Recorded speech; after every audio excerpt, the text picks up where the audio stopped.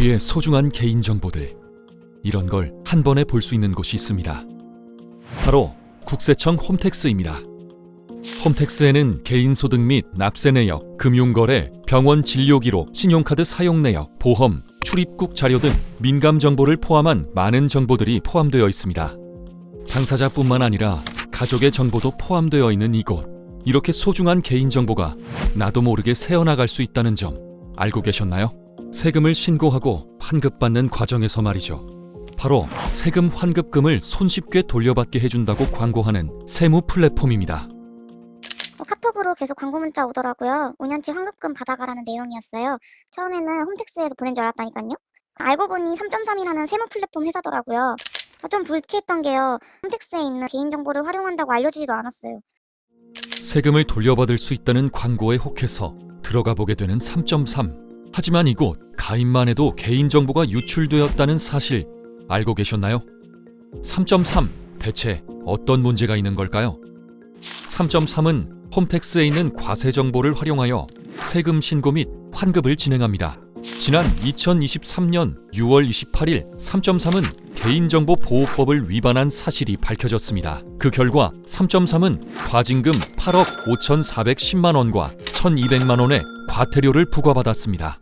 3.3이 위반한 개인정보보호법 위반 사항은 다음과 같습니다.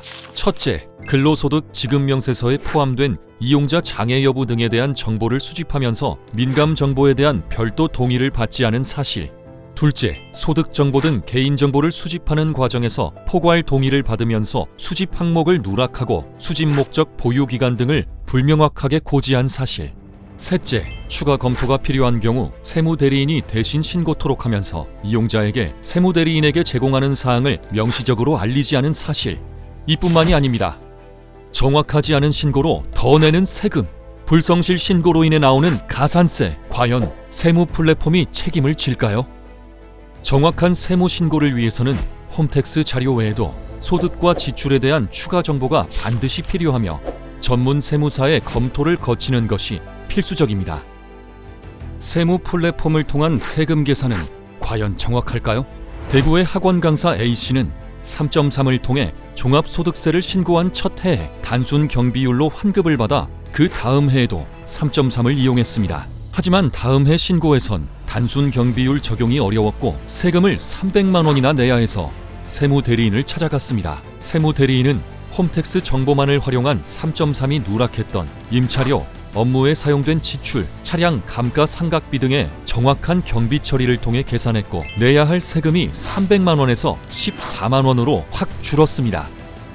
세금 신고는 정말 복잡합니다. 세액 계산 과정과 비과세 감면 규정이 있기 때문에 그런 세금 계산 과정을 다 거치려면 전문성과 또 책임성까지 있는 전문 자격사들이 해야 되는 거죠. 세무 플랫폼들은 간편성만을 의지해서 전문성과 책임성을 가지고 하는 일들을 다 생략한 채 일회성으로 이렇게 신고를 하고 나중에 이제 국세청에서 조사를 받거나 문제가 됐을 때 책임지지 않습니다.